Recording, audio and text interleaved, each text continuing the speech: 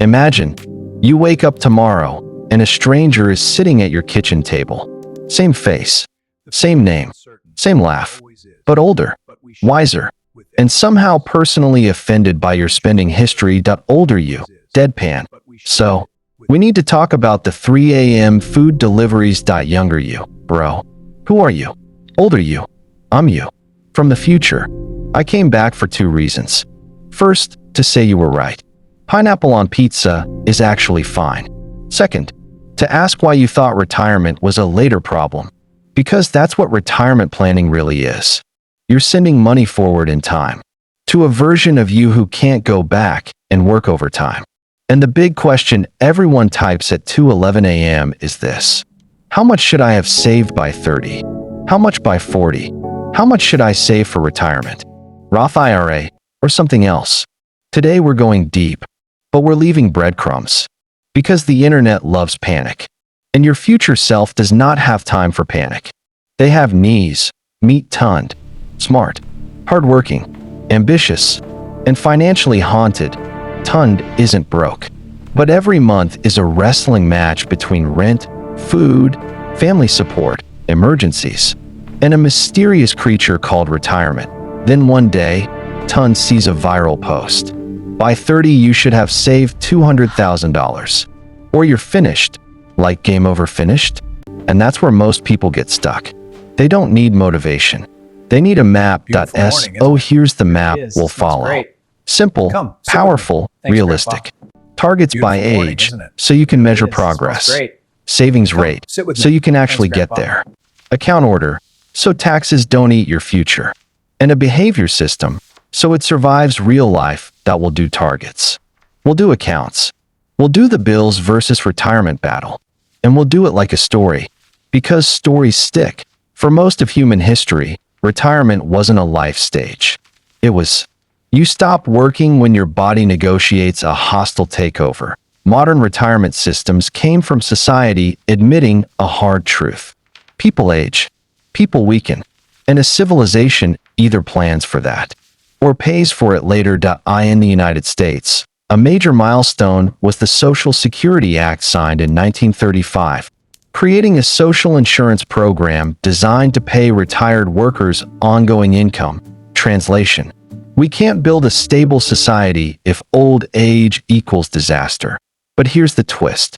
For many people today, retirement isn't primarily a government plan or a company pension. It's you, building your own future paycheck piece by piece, which means Tund isn't just saving. He's building a machine. Let's address the question directly. How much should I have saved by 30, 40, 50, or 60? One widely used guideline comes from Fidelity Investments. By 30, about 1 times your salary. By 40, about 3 times. By 50, 6 times. By 60, 8 times. By 67, around 10 times. This is not a prophecy. It's a progress meter. Another perspective from T. Rowe Price gives ranges. Because life is messy. Around age 35, roughly 1 to 1.5 times salary. Around 50, roughly 3.5 to 5.5 times. And they note that saving around 15% of income, including employer contributions, works for many people. So, if you're watching this thinking, I don't have exactly the magic number. Good. Because retirement isn't magic. It's math plus behavior. Quick example, so it becomes real. If you earn $20 million a year, or $20,000, or $50,000, same logic. By 30, the 1 times guideline equals 1 year of income. By 40, 3 years. By 56, by 68, by 67. System that moves toward that. Exactly. Now the next search. How much should I save for retirement? Vanguard Group offers a widely cited rule of thumb. Save roughly 12 to 15% of your pay each year for retirement, including employer contributions. That range shows up often because, over decades, it tends to build meaningful compounding. But let's be honest, when you're paying rent, feeding people, helping family, and fighting surprise expenses, 12% can sound like a joke told by someone who has never met inflation. So here's the survival version. Start at 5% if you must. Automate it. Increase by 1% every year or every time income rises. And capture employer match if available. Because free money is undefeated, you don't need perfection. You need momentum. Now the famous question, which account should I use? A 401k, an IRA, a Roth IRA? This part is easiest when you treat it like a priority list. Level 1. Employer match. If your job offers a retirement plan match, that match is often the best return you'll ever get. You put in money. They add money. That's not investing. That's cheat codes. Level 2. Tax-advantaged retirement accounts. In the US, that usually means 401k style plans and IRAs. For 2026, the limits are set by the Internal Revenue Service. The principle is universal. Use tax-advantaged space first whenever you can. Roth versus traditional is the simplest fork in the road. Traditional means you may get a tax break now and pay taxes later. Roth means you pay taxes now, and qualified withdrawals later can be tax-free. So the question becomes, do I want the tax bill now or later? Which is better? Honestly, it depends on your tax rate now versus later and how much flexibility you want. But many people like Roth because tax-free income later feels like legal wizardry. Level 3. The emergency fund. A retirement account is not a bad week account. The emergency fund protects the compounding machine. Level 4. High-interest debt strategy. If debt interest is eating you alive, retirement contributions can feel like pouring water into a bucket with holes. Level 5. Taxable investing and other assets. Once tax-advantaged space is used, you invest elsewhere. Older you. The goal is not one account.